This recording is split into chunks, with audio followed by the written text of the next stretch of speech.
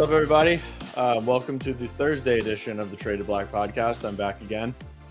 Shad's going to be back with us next week. He's on his way back from Mexico. It was a busy day.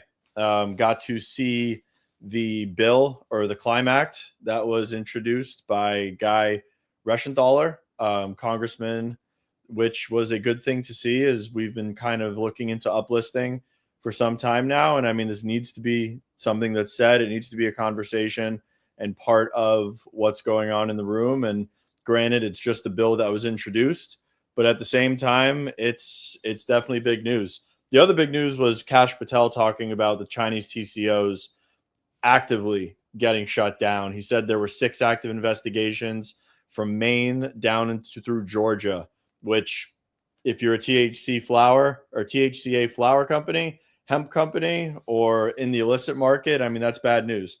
But the good thing is they're going after a bunch of these people ahead of rescheduling and hopefully ahead of reform.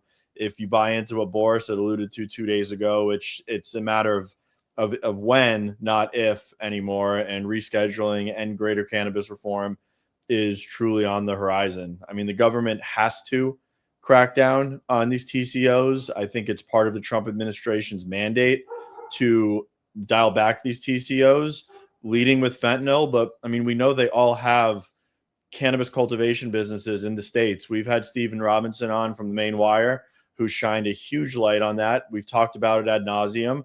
And it's about time that these Chinese TCOs and other TCOs that are from the Mexican cartel to the Russian mafia to whoever are shut down, and the illicit market is really starting to get reined in. That being said, yesterday we saw that the DEA also had acknowledged that teen use in the United States has actually gone down, which ironically, Kevin Sabet and the people over at SAM have been peddling a narrative of, well, with accessibility comes an increase in teen use. Well, the data is contrary to SAM's popular belief. And I mean, it's just becoming another way for us to disarm the prohibitionists with data. It's going to be a long fight. I think this is going to be a drawn out fight, especially in court, as my dogs are barking in the background. I can hear them. It's going to be a long drawn out process, I think, in court. Once the final ruling hits, Bill Barr and Sam will be ready with litigation. I don't think that the momentum is on their side and or a cohesive argument, especially when you look into the HHS report and you look at the executive branch, the several agencies within our government, and just time is on our side. Like, the momentum shifted. People want safe, tested, regulated cannabis that is accessible for people, especially veterans and people that need it in a medical and therapeutic capacity. And that time is here. Also, from this morning, there was a article that I retweeted from the Cannabis Business Wire. I'm not familiar with that publication really, but it had talked about overarching language with the CMS pilot program to potentially include THC. Now, after reading it and after kind of saying that this was big if true, the article calls out Delta 8, Delta 10, and THCA. It doesn't include Delta 9 from my understanding, which is odd. Delta 9 would be the thank you, Captain Obvious. This is going to be included if this does roll out within the spectrum of therapeutics that they're going to potentially roll out within the pilot. Delta 9 THC is the most sought after of the THC molecules. It's the easiest. It's also not synthetic like Delta 8 and Delta 10. And THCA is just the precursor in flower. And when you combust it, as we all know, that THCA turns into THC. So, I mean, while that was a good data point as well to wake up to and kind of give us some momentum here today, it's something that I would kind of take pause with and kind of watch as the language around the CMS pilot starts to transpire and we start to get more insight into what's actually going to happen. If those products can contain THC, which would be completely contradictory to the ban that was set forth in the CR, there's going to need to be some language around it. There's going to need to be some very clear interpretations of what's going to go on. And technically that CR language, I think, would need to be amended as well, which it's a general consensus among most people in the industry that that language is not going to be amended. That ban is going to take effect in November. and hemp will be fundamentally altered as we know it, which I'm a fan of, and is the way that kind of the world needs to move. Those products need to be reeled in, regulated, and brought on par with the state regulated cannabis industry. I don't know about stocks tanking. MSOS and MSOX were up about 1.5%, I think, each. Stocks aren't going to move on this kind of stuff anymore. This is a bill that was introduced. This was Kash Patel giving a testimony and talking about TCOs. This industry doesn't move on these weak headlines. This industry now is going to move on tangible things that happen and things that become certain within the sector. When Pam Bondi rings the register and you see that final ruling hit, there's now been uncertainty taken out of the equation. Stock should rally. If you see the CMS pilot go live, that is material and that is uncertainty now getting taken out. Stocks should rally that have some sort of affiliation with that. This industry is not moving on hype anymore and weak headlines. There's been too many head fakes. There's not enough investors that are involved. And there are people on the sidelines that are waiting, and those people are disciplined, and they're not going to act on a bill that's introduced. Those people are going to act on material things that move forward. With that being said, I have Adam Stettner coming up. We're going to talk about capital discipline within the cannabis space. He's allocated a decent amount of capital and has a long history in the funding space. And he gets to see a lot of nuance within the MSOs and the single state operators and the mom and pops that we all know within the space. So we're going to kind of go through regulatory rollouts, markets flipping from medical to adult use, the way that companies can have a discipline when it comes to capital allocation as well as using capital. And then we'll probably field some of your questions when we get towards the end of the podcast. But once, without, I guess, getting into too much before, let's get locked in the free pouch and roll that out, Arns.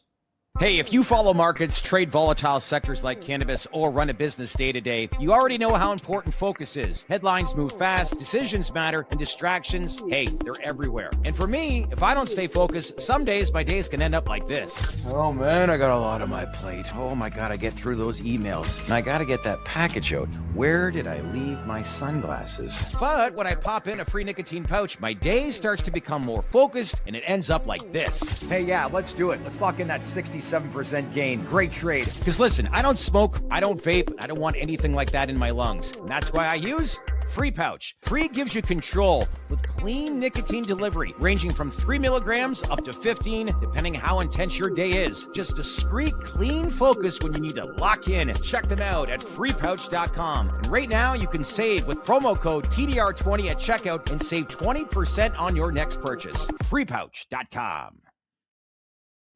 Hope everybody enjoyed that. We appreciate our sponsors. And now let's get Adam up here and dive into the conversation. How's it going, sir?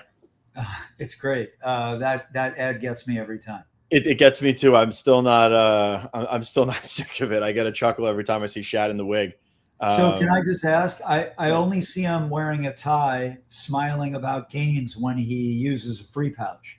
Correct. When I'm on with you guys, I never see him in a tie, and he's often very serious. So we need to get him to use those pouches right before the show. We do. Maybe it'll lighten them up. The jacket and tie on this show has been reserved for politicians. That's been our getup. I think I might have worn it once when I think either Kim Rivers or Boris came on in the beginning, and then we were like, well, suit and tie more so is for the political crowd when they come on. But I hope to be wearing it more in the future. We actually reached out to. I hate to be butchering his name, but we actually reached out to Guy Reschenschlager's office, who wrote the Climax that I alluded to this morning. So we're hoping to have him on in the next couple of weeks, which will be a hopefully insightful. I'll put on any outfit. I'll put on any outfit I need to put on. I'd wear a dress, AV, if that's what it took to get something like that to pass. And I want to be clear, Uplisting would be huge. I normally don't. But I would. Yeah, it's wild because, I look at that and look, it's great that you're so on top of it. I mean, it literally happened yesterday. And I didn't know that you were at a fundraiser, and that you do the things that you do around this. So I thank you for all of that work. I'm trying to do a lot of the same. But when we see movement like this, it's nice. When we have meetings, it's great. What I'd say is, it's early. These things, they won't do anything for 30 days. And then, you go to Financial Services Committee, it takes some time. But what we are seeing, and it would mean so much, and we can get into more if you want, but what we're seeing is continued momentum.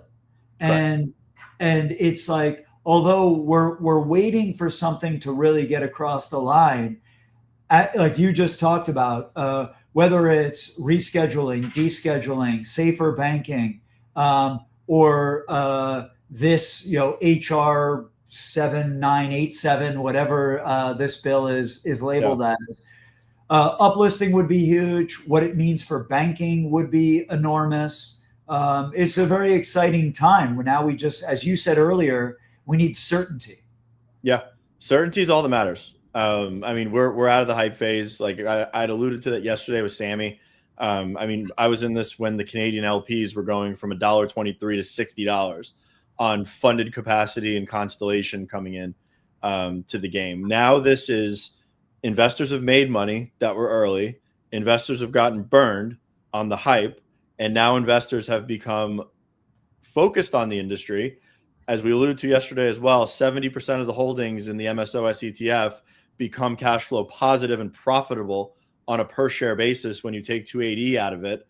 Their margins are improving. The industry has catalysts, but we sit here every day and talk about taking the uncertainty out of the equation. And unfortunately, when we talk about institutions, family offices, disciplined investors, they've seen the way that these stocks act. They're not going to hit the buy button until there is certainty in the equation. And unfortunately, the federal government, the executive branch, the legislative branch, like they've burned us before. They've been kind of their own worst enemy outside of cannabis. And the uncertainty is getting close to finally getting streamlined out to a certain degree, but nothing moves forward without that. Yeah, look, and I know, like for all of us, it's too slow and it's the same conversation over and over. But the cool thing, and we talked about this a little bit last week as we reviewed earnings, the fundamentals continue to improve. Yeah. And that's not just earnings. As you said earlier, we're dealing with a lot of non-publics. I mean, we work with publics, but we deal with non-public companies as well. And we're looking at tons of financials. And even just in the 4+ years that I'm analyzing, or our team is analyzing operators, consistently we're seeing improvement in fundamentals and a more efficient and responsible approach to balance sheet and cash flow. And so whether this happens or not, I think what's nice for all of us to know is that behind the scenes, the fundamentals continue to improve. Yeah. Because it'd be different if we were just waiting or hoping for a catalyst, regulatory catalyst, but the fundamentals were the same old tired story, but they're not. No. How do you look at, I kind of want to start with Virginia. Virginia's a big story.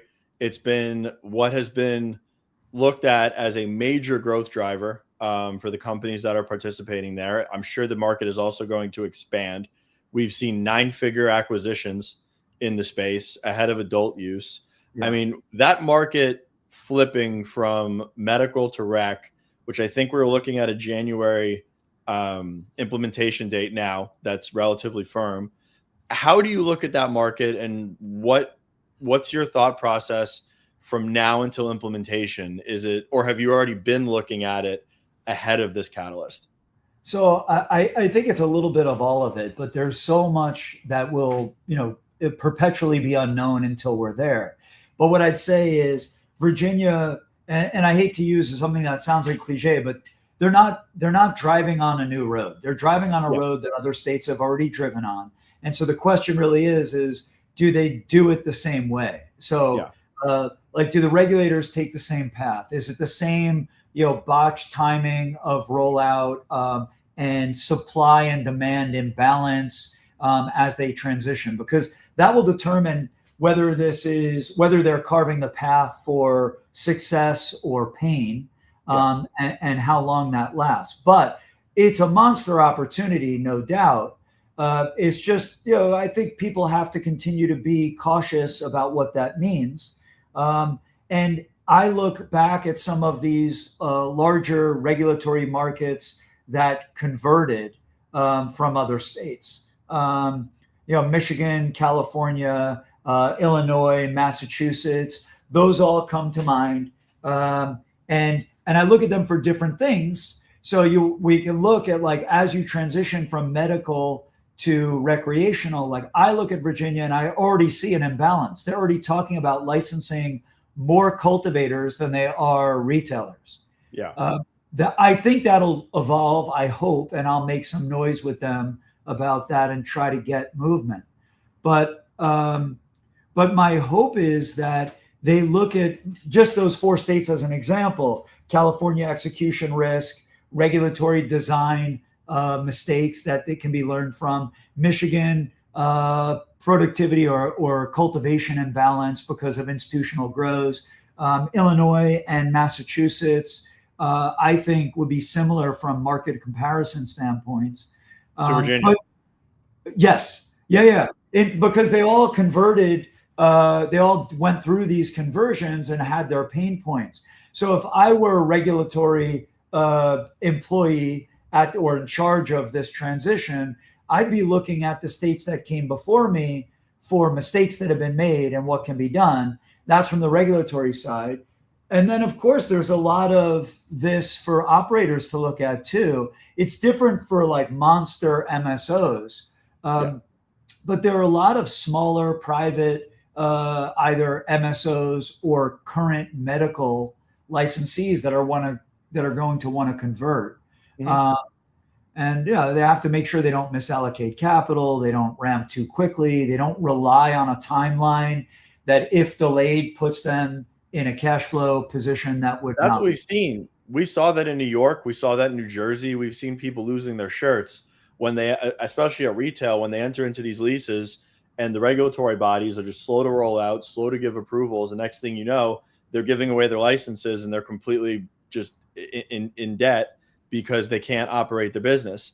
What are some, I guess, common mistakes that you've seen operators make from a misallocation of capital standpoint on markets, let's say, rolling out? Or what are some of, I guess, I don't want to call them red flags, but what are some of the things that you look for when you're assessing a business to lend on from a medical to adult use flip, to where it's like, well, you might want to pump the brakes here because that's not going to be potentially certain moving forward? So there's almost always delays. And so we want to make sure that operators, when they're looking at transition, are taking that into account. I mean, and it sounds so basic, but it's very real and very important.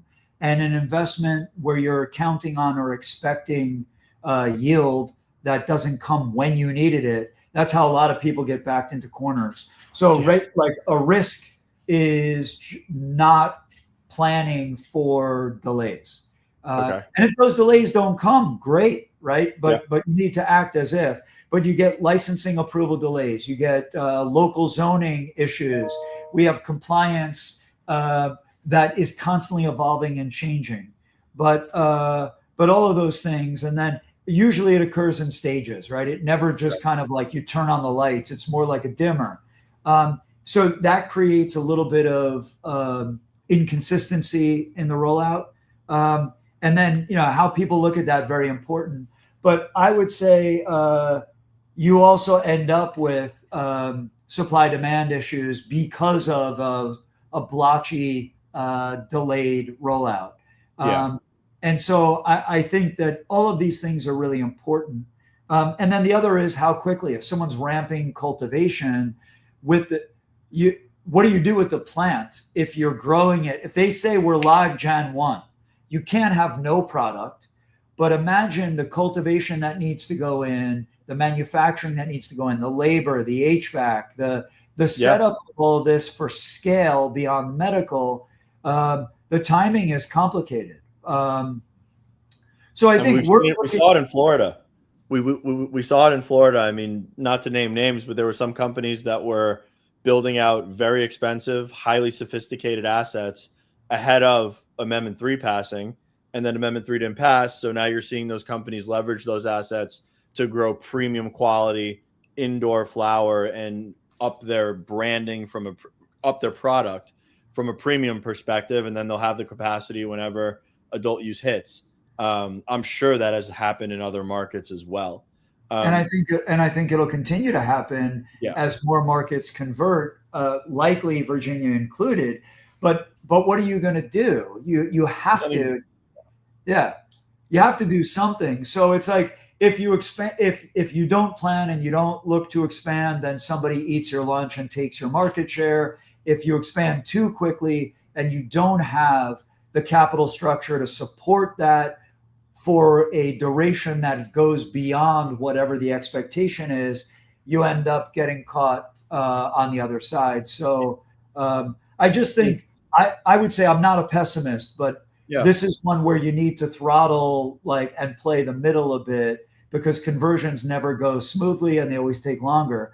I hope very much that what we see is Virginia looking at the prior examples from the states, whether it's Florida is a great example, only it didn't happen, but it's a great example of planning for something that didn't occur. I believe Virginia will happen, close to what's been promised, but inevitably there'll be delays.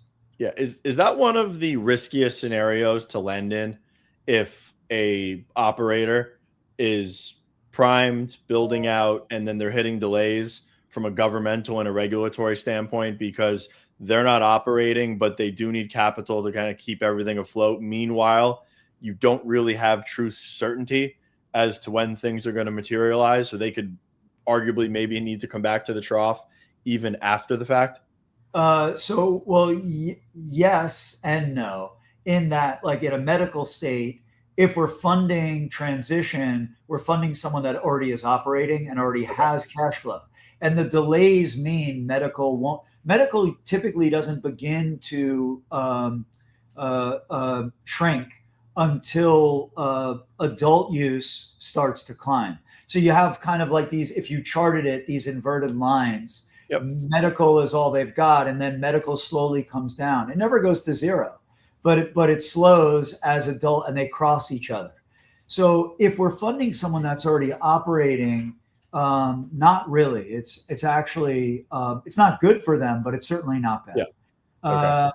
As long as they didn't over commit, right? Someone that puts themselves, if you don't have liquidity and you don't plan the capital, you end up squeezing yourself, spreading yourself too thin. And then you can't really operate the core business that was highly functional because you've spread yourself too thin and you've stretched yourself. You're over levered. Now, where we have seen is expansion from a state where you're adult use and you're going into another state and you're building out facilities, but you don't have medical in that state. So it's not transition, it's just expansion. And those delays are crippling because it's not typical that you have, let's say, an operation in 2 states, you add a third. Those 2 states can't carry a third state if it's not producing. Yeah, we've seen that actually with some of the smaller MSOs. There were some of that they're not in operations anymore, but I mean there were a couple names that were back in the day were single state operators with multi-state aspirations. They took on a ton of debt. They went into markets that they were not really, I guess, subject matter experts in, we'll call it, to be nice. And I mean, those companies couldn't afford the debt service moving forward, and they all went into receivership. They were kind of that, let's say, tier 3 and tier 4 MSO that we saw. They had 3 nice little footprints, and the other states that were currently operating couldn't carry what the giant one that they had just sunk all that money into and took the debt onto was expected to do. We've seen it too. We've even seen single state operators that are fortunate enough to obtain a license in a second state, but it's their first foray into being an MSO. And those delays, the delays are crushing. The other thing too is, I'll just say, the medical incumbents it's not the like free and clear gold mine that everybody thinks, in that you end up with competitive pressure from entrance into adult use. And you've lost a little bit of kind of that moat or that gated industry of medical, and medical operators don't always transition very smoothly. So into adult use, especially when the competitive pressure of adult use enters. Now, having said that, I'm very optimistic about the Virginia market. Very much the same. Yeah. And I think it'll be great. So question about it. It's got one unique characteristic that I haven't seen in other states yet, and that's actually grandfathering in some of the hemp businesses that are operating there now into the expansion of the medical program. Do you underwrite those just like you would underwrite a cannabis business? Or let's say, does that create a little bit more of a risk as they weren't operating in that highly regulated market that took place before the adult use market came online? So we personally, and I can only speak for myself here, we've started to take a very conservative stance on hemp. And it doesn't mean that I don't support hemp and I don't believe that it has a place. And I think beverage in particular is a category. We owe a lot of gratitude for hemp shining the light on the ability for this to become something enormous. Regardless of state and regardless of Virginia wanting to do carve-outs, I'm concerned about the language in a federal ban. And because what we don't have is, while cannabis is illicit at the federal level, we also have guidance that they're not enforcing that. Correct. We don't know, as they move into cannabis, what kind of enforcement we'll see on the hemp ban. That's a good point. And so I don't know, when you get an EO in December, wherever that goes and whatever the timeline for that is, let's call it another 6 to 12 months.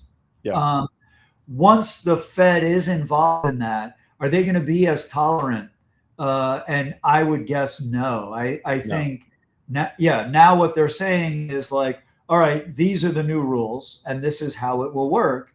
And so for me with hemp, I think it's an unknown or a gray area, in that the ban might be actually more enforced, as wonky as this is, than the fact that cannabis has always been Schedule 1 and they never really enforced it because they allowed states to do their thing. Now, Cole memo, we had the Cole memo, and then kind of we took the Cole memo away, but not really. It's like we're all over the map there, but we haven't seen enforcement.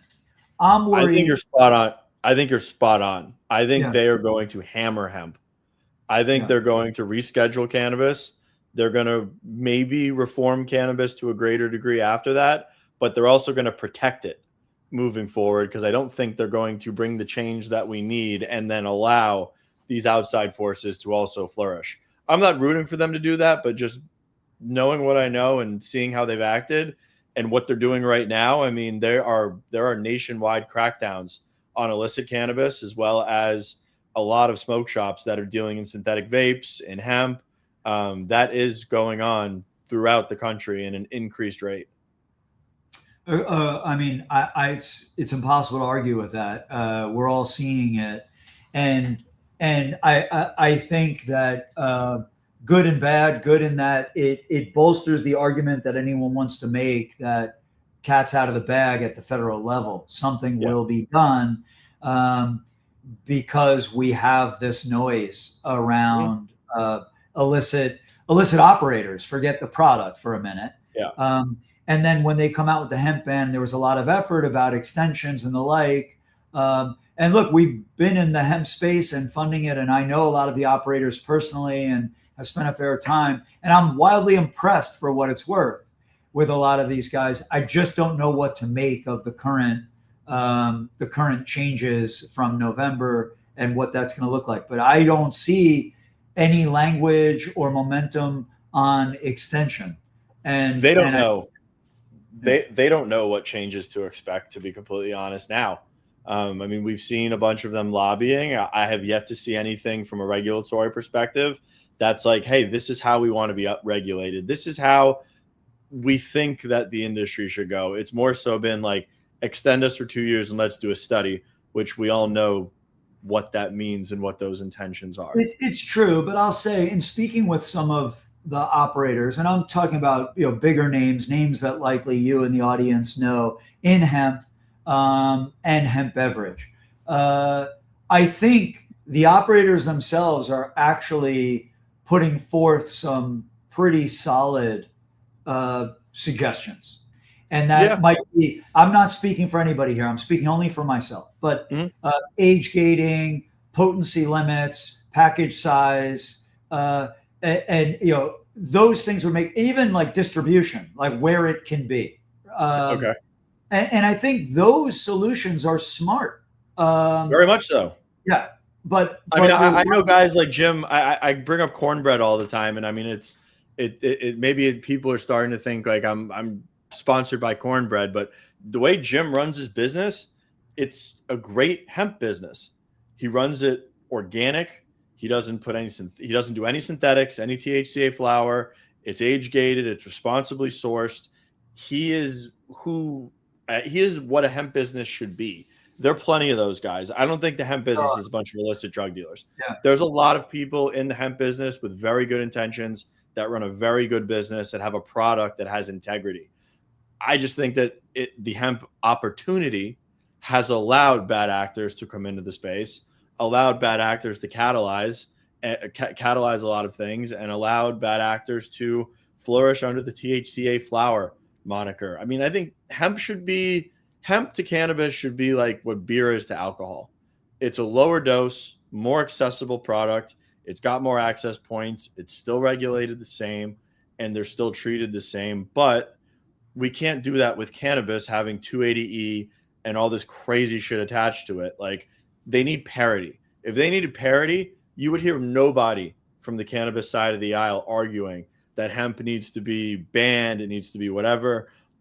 Everything just needs to be on an even playing field and let the market forces decide for themselves.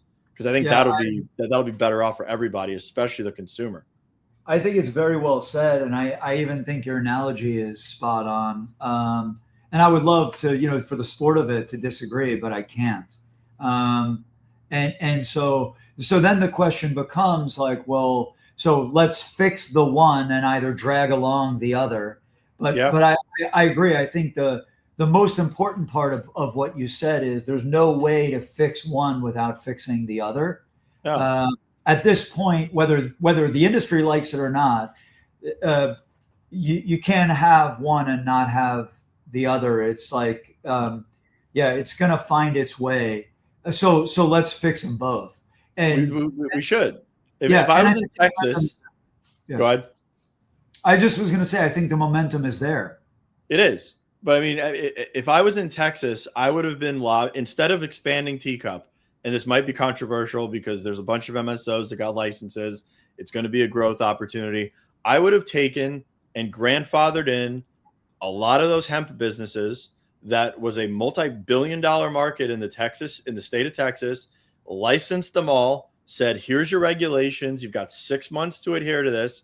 Figure out how to operate within our borders and supply Texans with cannabinoids and spin up an adult use cannabis industry and tax the shit out of it. That would have been better off. Everyone in Texas would have been better off if that would have happened. So first, I have to say, it's very rare that you say something that doesn't make sense, right? So what you just said, and I agree with what you just said. My problem is, if I could, how often do we, whether it's you and I or you and I with other people, how often do we say, if they just applied logic? Correct. Yeah.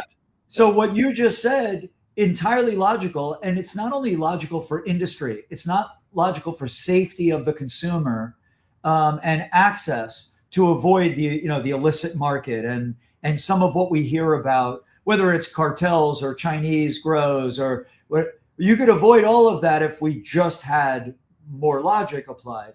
But then the taxes that you reference, and the reason why I smiled as I did, I say all the time, we're overtaxing companies that are already overtaxed and overburdened with lousy regulations and frameworks that are causing more price compression. And so if we just took a step back and a deep breath and did what you said, I won't even repeat anything, just did what you said, there's actually a lot more room for the proper level of tax, and it would lead to a hell of a lot more revenue for the states and the municipalities than like we talked a few weeks back about Michigan and what ultimately, even with the wholesale level tax, it ends up feeling like 40% taxes because it's got to get passed on, right? So prices go up, and we end up with taxes that are too high, which then drives people to either the black market or other states, and then that leads to a lower tax base, and so the cycle is vicious, and that's why I say we talked about Virginia. You go back to that when they're rolling this out. What's it really going to look like? What's the framework? What's supply and demand? So you avoid price compression and as the market matures, right? Inevitably, the market is white hot when it first rolls out because everybody's very excited. And then as it cools off, tax revenue goes down. So what do? They increase the taxes. Wrong answer. That's not, it's just not how basic economics works. So what you laid out is spot on. If you regulate properly, hemp or otherwise, you can tax properly, hemp or otherwise, and then you end up with a stable market with the right pricing and the right supply demand. We're missing it. I hope Virginia has been pretty diligent in how they look at this. My hope is that they do things a bit differently. Yeah, I mean, again, I tend to agree with you. Yeah, it's always in this industry. Unfortunately, it's always been the way to incentivize the government to actually do something that's logical. It's just tax it. It seems to be like that's their only incentive because for all intents and purposes, I mean, obviously we've got 40 medical states in the country. We've got over 20 adult use states in the country. So I can't say that all politicians haven't acted in the best interest of the people, as we have had a lot of instances where they have. But unfortunately, it's like the only way to incentivize them to move this forward is like, here's your argument, tax revenue. It's going to go to municipalities. It's going to go wherever. But you are correct. If you efficiently tax it, create efficient supply and demand, and actually create a market that makes sense, you don't have to overtax it because everything will take care of itself and everybody will be able to feed at the trough. Yeah. And that's exactly what I think can and should happen. I think the odds are increasingly in our favor that will happen. Yeah. We've seen states start to back away from some of the ridiculous taxation levels with the idea of trying to repair what gets broken. It's young. We've made a lot of mistakes. You've got, as you said, call it, if it's like 24 adult states, 40 medical states, they're all doing it differently. They're all watching each other, but nobody's making like real changes. My hope is as Fed normalizes this, we see normalization across the state infrastructure as well. And then 280E is just bonkers because you're taxing 70%, then you're taxing the consumer, then you're putting excise tax. I mean, it's just, it's wild and it's not sustainable. And all the while you've got supply demand issues and oversupply, and all leads to more black market. And then the other piece that nobody, well, I don't want to say no one, but you think you can label something hemp, but really it's just flower. Correct. And then it moves all over the place. And I think that's the part, like people they use this term that drives me crazy, gas station hemp. But in reality, the bigger issue is just, cannabis flying around the country as hemp. Correct. That's the problem. Yeah. That is the problem. Like I ordered it online over a year ago, probably now. And I received it. There's a little card in there that says, stop, if you've opened this is not marijuana. This is Farm Bill compliant hemp. It was clearly marijuana. I mean, once you used it, you knew. Yeah. No, it got tested. And it was hot. It was hot THC percentage. Right. But that's the problem. It's like I said, parity. We need to bring everything under one umbrella. And then let the market decide. One thing you had mentioned was the equilibrium with cultivators to retail in Virginia. In your experience, how have you seen regulators react to that? Do they increase retail or curb cultivation, or do they just kind of let it be as they're collecting revenue from the licensing fees and the market equilibrium or the market economics are not really taken into account that much at the regulatory level? So here's what I say. I don't mean to offend any regulators, but I just candidly think that they're not thinking about basic economic principles, is what I think. And I think they don't understand, like, you can't, and don't hold me to my numbers here, but you can't license 450 cultivators and 350 dispensaries when you've got a brick wall built around your state's borders, because you have 100 more producers, nearly a third more producers creating or growing flower. You don't need a cultivator for every store or outlet. Even with the fact that some flower turns into finished goods like gummies, pre-rolls, tincture, etc. So to me, it's crazy. And Virginia announced, at least I saw, and please don't hold me to it or correct me, but what I saw was 450 cultivation licenses, 350 dispensary licenses, and then there was like a micro license category of like another 50 to 100 or something. The micro license was great. That gave a lot of entrepreneurs an opportunity in New York. I actually know some people that got those micro business licenses that are loving it. It allowed them to kind of focus, get their opportunity, come into the market, and grow accordingly. I'm actually a big fan of those. The micro licenses over, let's say, like the social equity programs that we've seen just not be successful in a lot of these states. I mean, you're from California. I'm curious, how do you feel about interstate commerce? Like, do you think that it's something that's necessary? Do you think it's something that'll be welcomed and that we ultimately get there? And what would the implications be for fundamentally altering the industry? Because I think it'd be pretty grandiose, to say the least, if it was allowed. Yeah, I mean, my position, I live in California. I'm from New York, but I live in California for the last 20 some odd years. But that doesn't mean, like, I'm thinking about the industry. I'm not just thinking about operators in my state. But the way I think about this is, I think California would love it. I think every other state would hate it. And so I think it'd be great for retail nationwide.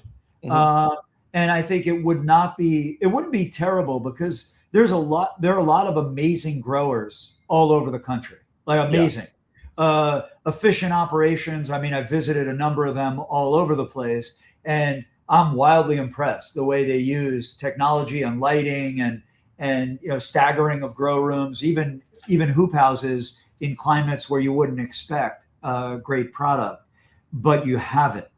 So I think the great cultivation operators would continue to do very well, especially as they're able to export. And I also think some of the shine on California cannabis would wear off once it's widely available. Right now, it's like the forbidden fruit outside of California. I think that normalizes a bit.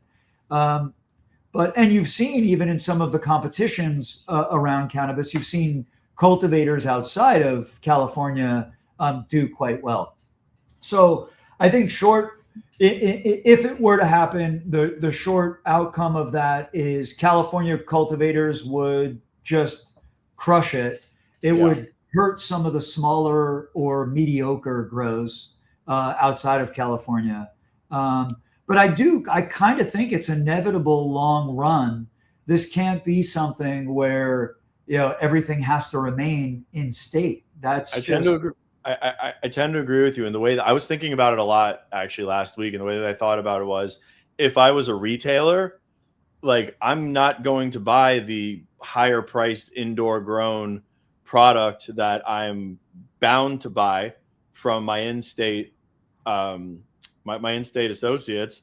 I can now start sourcing from California at a much lower cost, meet the consumer at a lower cost, and that's going to be more efficient for me. But then the vertically integrated guy is in trouble because he can't bring down his costs. And unfortunately, the way this industry has been brought out, the indoor grows that have sunk all this money into there's not really much that can be done with them. I mean, they have to be a part of the equation for 15 years at least, until either the companies are out of the leases and or they're paid off. I think it'd be very interesting to see interstate commerce. I mean, I'm rooting for it. I think you're right that there are a lot of sophisticated indoor growers and sophisticated outdoor growers in different markets. I've seen a product grown outdoors in Michigan that is on par with what you'd see in California. I think the growers in this industry are there needs to be more light shined on what the guys are actually doing with the plant in the jurisdictions that they're bound to moving forward. And it would be interesting. But I've also heard that potentially states would create treaties with other states that would allow for product to flow.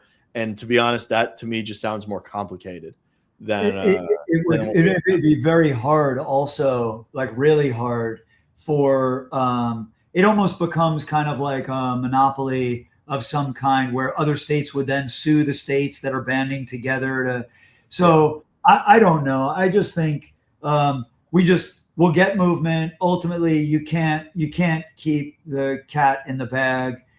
Interstate commerce should come and eventually I believe will come. And like I said, then the market will normalize and not everyone will be wildly successful, but I think we'll have great industry. And like alcohol, you'll have premium, you'll have mid-tier, and you'll have the vodka you could buy at CVS. That's what we need. Correct. And so you'll have the different tiers, but then you'll also have like craft, like in alcohol, you'll have the craft growers and the craft manufacturers. So there's a place for all of it. And that's the cool thing about this industry. The product is great. The value it provides to either patients or consumers, awesome, right? It will normalize. We need a framework that enables the market to do what every market does, which is be free. Put the regulations in place and then allow the market to do its thing. Yeah, hindering interstate commerce is unconstitutional. I tend to agree with you. But I mean, it is what it is right now. I mean, what else are you looking at right now that's interesting? I mean, I know we talked a lot about Virginia. I mean, I know that we kind of harped on, I guess, capital allocation and discipline. I mean, is there anything else you're looking at right now in the industry? We talked a little bit about like what's going on with hemp. And as I said to you, I'm hopeful and very supportive of what I think should be a regulated hemp industry. Where there needs to be some level of parity. That's a hot topic now because as I think, as someone that's financing the entities, you have to think about the cycle around hemp. So there's a lot internally we're talking about and trying to speak to lawyers and regulators and operators in hemp. You think the plants in the ground right now, are you putting more plants in the ground behind those plants? Because then manufacturers are buying the plants, converting them, manufacturing into product, distributing product. There's going to come a point where as you go up the supply chain, things start to really slow. If we don't, yeah, it's starting to slow down. So question after you said that, when you say hemp, do you couple beverage in there as well, or do you think of beverage as a completely different animal? So it is a different animal. I'll say that. But from my perspective, because the ingredient is hemp, like if we're speaking to someone and so for example, yesterday we underwrote a client and the credit committee and it sounds formal. It's a lot less formal, trust me. But my lead underwriter brought me a file that was a hemp file, but they're also licensed for cannabis. And so the ability from my perspective, and they manufacture, but they only sell through licensed cannabis retail. They made that transition believing that what happened in November was coming. Mm-hmm. So we approved the file. Smart operator. Again, very smart operator. But it took a lot for them to be in the position where they could do all of that work. It requires a lot of money, a lot of forethought or foresight to arrive in that place.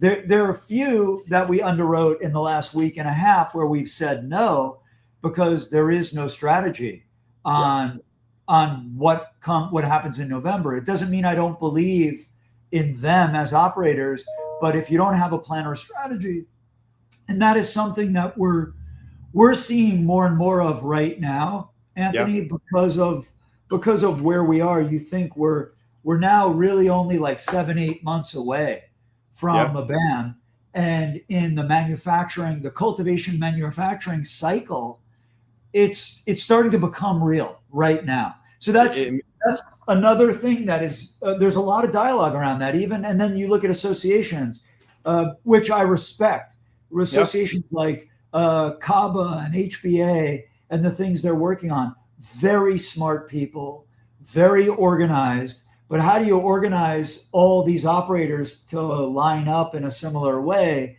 It's tough. And as you said, you have operators that are saying the right things. You have some of these organizations that are trying to do a lot of the right things. It's not landing the way I would have hoped. No, I mean, I think that it's going to play out to where hemp gets banned in November. That language goes firm.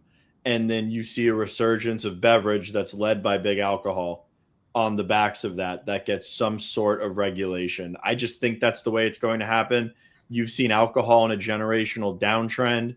People are drinking less. These companies are very large multinational corporations with a lot of resources, and they understand the task at hand and they see the demand. I was talking to somebody about this yesterday, actually, a mutual friend of ours who I respect greatly. And he was like, well, beverage is going to be huge, but if hemp gets banned, they'll just bring beverage into the dispensary. And I go, wait a minute. Think about this logically. Beverage has not been as meteoric as it's been and as popular as it's been because it's a hemp beverage. Beverage has been as popular as it's been because they're meeting the consumer where they need to. My wife went to Fresh Market to get us wraps to go to the beach, and she was going to get tequila high noons. You know what she came back with? THC beverages, because they were sitting right next to it in the cooler, meeting the consumer where they needed to be. Yep. That is why hemp beverages are the hottest thing right now in the industry, because they're accessible. Yeah. These people, these consumers, I won't go into dispensary. They won't go to a dispensary to buy product. A lot of them will not. I agree with you, but that I think is why having alcohol distribution, and look, even if it ultimately becomes like true THC, non-hemp derived, but at the end of the day, you went through like 8, 9, 10, and A. It's just a question of like natural versus synthetic. Correct. Whatever it is, some consumers want to crack open a beverage. They want to be social. They don't want to smoke. They don't want to eat a gummy. They want it to be the way they want it to be. And this is the problem. Like human beings, we want what we want, and we don't want to be told how it comes. And so I do think there's a monster future for beverage, but it doesn't take away from the future of plant and edibles and tinctures and topicals and pre-rolls and vapes and all the other stuff. There's room and demand for all of it. And the truth is, I'll say, we have a $30 to $35 billion market in 25, depending on which stat you look at. So let's use 30. But the illicit market is at least 100, if not bigger. And so like you think this industry is easy, and that 30 billion, you have to go out of your way to get product. Even on the 100 billion of illicit, it's not where you want it to be, right? You've got to make the call or send the text. You put it all together, I think easy, you have a legal market that's 100 to 200 billion, which dwarfs a lot of the other industries that we're talking about. Yeah, we've got a collision course with alcohol. I mean, I firmly believe, as a whole, not just talking about beverage. I mean, I think alcohol in the U.S. is what? It's 250 billion a year in revenue. I mean, I think we've got a collision course with hitting those numbers at scale with a descheduled, regulated market that's freely available to consumers. I mean, that is the opportunity, if not bigger, when you calculate in true medical, et cetera. Yeah, I totally agree. But again, if you mentioned beer, like kind of this like multi-tiered alcohol, I think cannabis blows them all out of the water when you look at alcohol versus cannabis. Yeah. You think about the health implications of alcohol, the tragedy of what it does to families and people, and then you look at cannabis and anti-inflammatory and health benefits and symptomatic relief and it just it's That's kind the of problem, though. That works against us, because then we have outside forces in the pharma industry and in the nutraceutical industry. I mean, I don't think they're as big as people lead them on to be. I don't think they're sitting there just telling Trump that no, you can't, no, you shouldn't do this, you shouldn't do this, you shouldn't do this. But when you look at cannabis and people are using it as a sleep aid, as an analgesic, as an anti-anxiety remedy, as a sleep remedy, like the use cases stack up and the efficacy is there to where it replaces a lot of things. Meanwhile, you can't really patent a naturally occurring molecule. So it kind of really throws a wrench in it for people that want to curb the industry versus just allow it to freely exist and actually contribute to society. Yeah, but then you know what you'll do? They'll be able to isolate CBN and package it in a way that people use that. And so, like, my wife doesn't want intoxicating cannabis, but she uses CBD creams and topicals all the time. She's a runner. She's got a bad knee, and so she's a believer in the plant for medicinal value. But she's a wine drinker, where I'm a cannabis user. And I don't use a lot of alcohol. And so, when we're social or we go out to dinner. And so I think it's to each his own, but I do think there's still room because we've lacked the research and the ability to, but again, pharmaceutical, I agree with you. It's a natural plant, just like, hey, we don't need that side, but inevitably it'll come, and who knows where it evolves to. And I think it only increases demand. It doesn't hurt demand. Yeah, that's one thing I think that we've proven, and this industry has proven, and that hemp proved for us. The demand is there. The demand is there. Consumers want cannabinoids. People want cannabinoids. It's more so wellness than, let's say, just getting fucked up like the alcohol industry. Agreed. And it's going nowhere, and it's just going to get bigger. We just need a little bit of regulation and a little bit of uncertainty taken out of the equation, and we'd all be much off for the better. Agreed on everything. This has been great.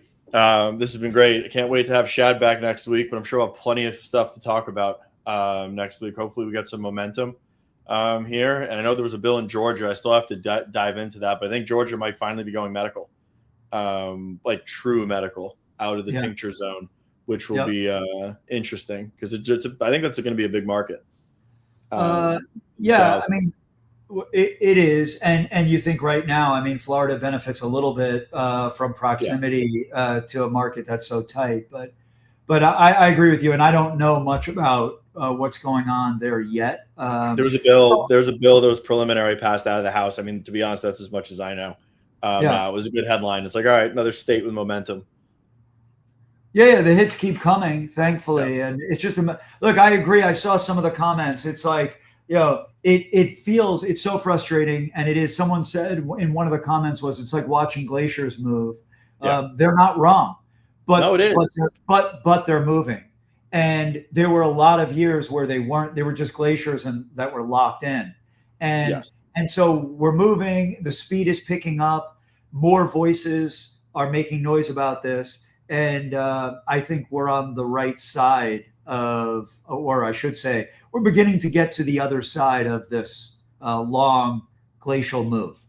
Yeah, I forget who said it, but they said it best. It's like we're not going up the mountain anymore. We're looking down the mountain at everybody in this fight, which is a good position to be in. So we have the high ground, no pun intended. But just have to carve the path down is really what we've got to do, right? Correct. So which we've got some good people in our corner. I think we've got good leadership and concert amongst the voices in the industry for once. And it's looking like change is coming for the better. Yeah. Well, I look forward to more conversation with you very soon. So definitely, thank you again. We'll run this back next Thursday, and definitely appreciate it. And thanks for the time. Yeah, thank you. Thanks, Adam. All right, everybody, that's a wrap. Went a lot of directions in that conversation, but I mean, I hope everybody thought it was good and insightful. I thought it was clear, concise, and really hit on some high points. that we don't get to talk about a lot. Hope everybody enjoyed the episodes this week. That's a wrap. And everybody, we will be back on Monday with our regularly scheduled program with myself and Shad. And Zach George will be on with us next Tuesday at 4 p.m. So he'll be coming on the show. And then I forget who we have for Monday. Oh, we should have Raj. Also, Raj Grover from High Tide will be on sometime next week. Working with him, getting it scheduled now. But appreciate everybody for watching. Have a great rest of your week and a great weekend. And I'll see everybody on Monday.